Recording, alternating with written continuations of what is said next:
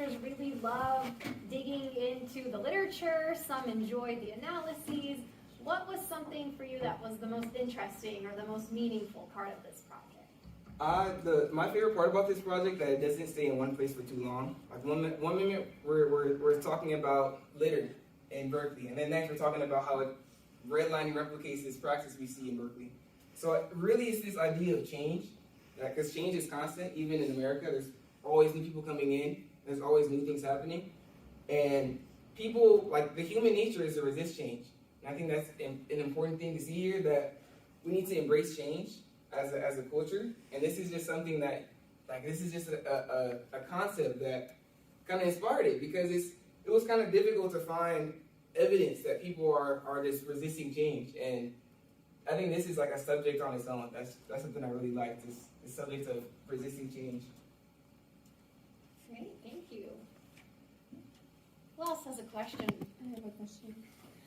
What are the demographics of the neighborhoods surrounding the Berkeley campus? Demographics as in, like, what is the Berkeley campus? Or like the neighborhoods that are pushing back against Berkeley students attending, are those single family homes? Is it what race, ethnicity, age group are we looking at? All right, well, I'll go to the resistance of change. Well, Berkeley is very much like the issue with San Francisco is that it's very much a single family. Like, think of, what is the show, Friends? Or I don't know what the show is, but there's a show. This has this famous house in San Francisco, and Full House, tomato. But this is what the image people have for Berkeley is. I'm not exactly answering your question, but it's more of like, this is what people see San Francisco is, and this is the issue, because when people try to get an apartment nearby, it's a lot more expensive, because this is the image people have for San Francisco. And Berkeley is in the center of, like, UC Berkeley, unlike many other schools, is inner city. So people are pushing for, like, homeowners are usually pushing for this, because this is what they're used to. I'm not exactly directly answering your questions, but yeah. So first of all, great presentation. But other than the Berkeley area, what are some other notable areas where such a similar occurrence happened? I grew up in Long Beach, born and raised. So living around Long Beach, you kind of see it where there's this, like, maybe you're in Lakewood 1 second, and then it's just completely different environment. So it's a good, redlining is a good comparison, because you can see where there's single family homes and then there's apartments, and you can see the great shifts in the lifestyle. You can see the shift in prices too, or you can even shift in the news. You watch the news and you'll see certain things happen or certain things reported in certain areas. So to answer that question, where do you see it? I think you can see it mainly in LA areas. Like, redlining was a good example, where think about Melrose and then think about Skid Row, where they're like 7-8 miles away.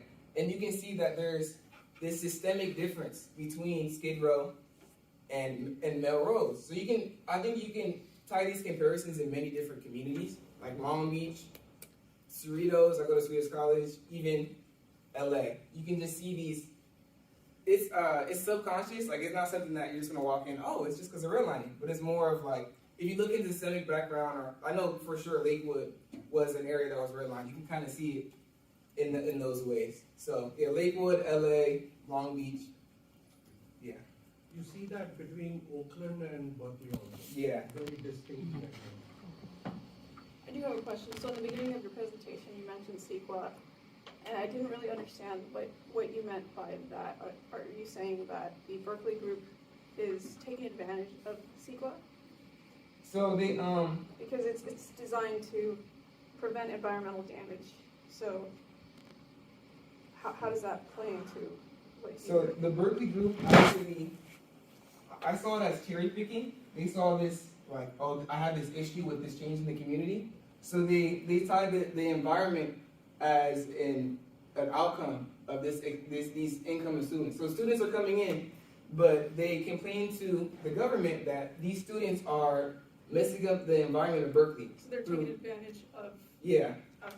That's what I meant by preserving their interest, because they have this interest that, oh, this change is coming into the neighborhood and I have to resist it. Right. So they saw the Environmental Quality Act as a way to push against it. Because of course, when more people come in, there's going to be more trash and pollution, especially college students. So they saw that as an opportunity to like resist change by tying this increase of environmental damage to these students. And instead of effectively solving the problem, they kind of use this law to their advantage. Yeah, to their advantage. Yeah. So just want to clarify something, or to ask you for clarification. The concept of intersectionality in relation to your presentation, is that more so in sense of people power, the more that we're able to bring in people from different areas, we're able to build more momentum behind this? I see intersectionality as, because it's very theoretical, it's this idea of unity. I see it as the Avengers, where you have Thor, the Hulk coming in together to solve this, beat Thanos, and Thanos is the housing crisis. Where intersectionality is this theoretical approach, but I think it's more of just an effective approach. It's not really like a legislative approach where it's a subject with intersectionality. It's more of a description of an approach. Because we can see that if you simply build more housing, it's not going to function to those who are desperately in need of housing. So I use intersectionality as an umbrella term for policies that both meet the concerns, maybe people don't want to lose their parking space, that's a concern, or the environment, or also the concerns of the housing market, where this demand isn't being met. So I use intersectionality as an umbrella to meet that it meets the concerns, but also meets the demand. I don't know if that clarified it. What do you think are the consequences of intersectionality? If people actually adopt to that, what are the side effects of that? The SB 2011, I believe. SB 6, AB 2011. This came out in September while I was creating the slides. So I haven't been able to see it in action too much, and even then people are still resisting against it.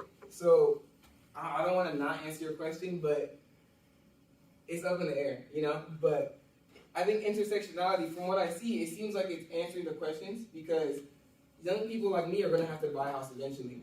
So what I can see is a consequence I can see, or a result more of I can see is that young people are going to be able to buy houses more.